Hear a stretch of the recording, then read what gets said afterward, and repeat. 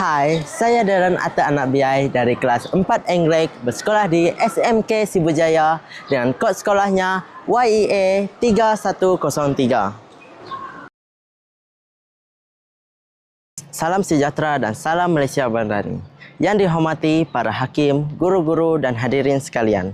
Pada hari ini, saya ingin mengajak anda untuk melihat satu dimensi baharu dalam dunia perubatan melalui buku Penjagaan Kesihatan Digital karya Lokman Sani. Kita sedang hidup di era yang luar biasa. Satu era di mana teknologi bukan lagi sekadar alat tetapi menjadi sebahagian daripada kehidupan manusia. Bayangkan, sebuah dunia di mana penyakit dapat dikesan lebih awal melalui kecerdasan buatan dan robot dapat membantu petugas hospital menyelamatkan nyawa. Inilah realiti yang ingin diketengahkan dalam buku ini. Seperti kata Mutiara, perubahan besar bermula dengan keberanian untuk menerima sesuatu yang baharu. Buku ini menghuraikan bagaimana dunia kesihatan berkembang seiring dengan kemajuan digital.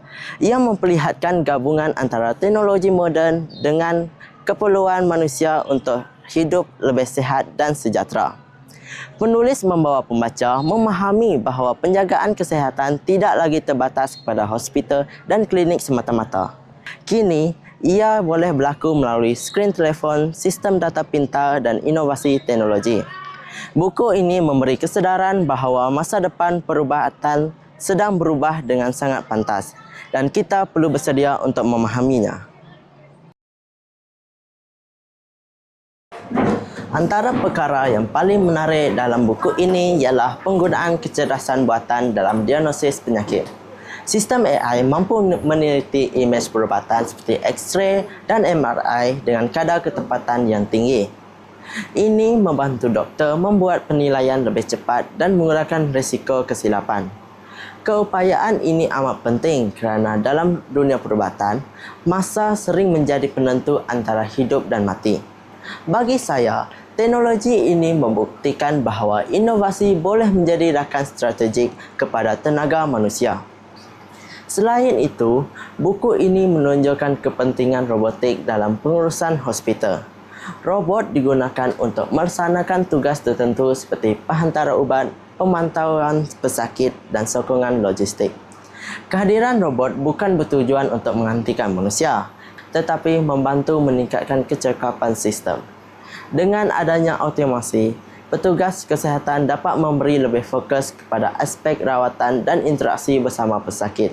Inilah menunjukkan bahawa teknologi harus dimanfaatkan untuk meringankan tugas manusia, bukan untuk menyingkirkannya. Satu lagi idea penting dalam buku ini ialah akses kesihatan tanpa sepadan melalui platform digital. Pesakit kini boleh mendapatkan konsultasi doktor secara maya, menerima nasihatan kesihatan dan memantau keadaan diri dari rumah. Hal ini sangat membantu golongan yang tinggal di kawasan terpencil atau sukar mendapatkan rawatan segera. Perkhidmatan kesihatan menjadi lebih inklusif dan mudah dicapai. Inilah bukti bahawa teknologi mampu merapatkan jurang dalam masyarakat. Walaupun teknologi berkembang pesat, buku ini mengingatkan kita bahawa unsur kemanusiaan tetap perlu dipelihara. Mesin boleh mengira tetapi tidak dapat merasai. Sistem boleh memberi cadangan tetapi tidak mampu menggantikan belas ehsan. Nilai empati, kasih sayang dan keprihatinan tetap menjadi asas kepada dunia perubatan. Bagi saya, inilah keseimbangan yang paling penting. Teknologi memberi kekuatan tetapi manusia memberi jiwa.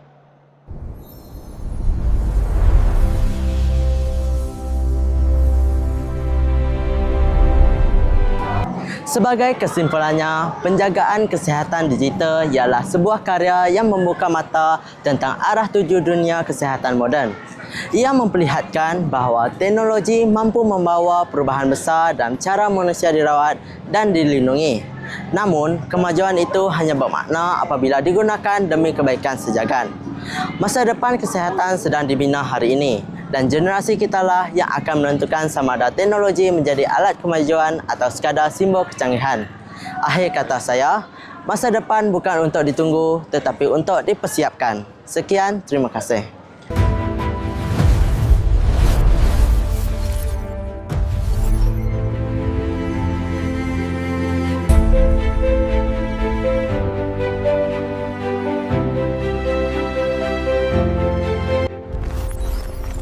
Initiate sequence B. Maintain steady pressure at 5 newtons. Dari perubatan ke logistik, integrasi AI adalah lancar. Di sini, ia mengoptimumkan laluan pengangkutan global dan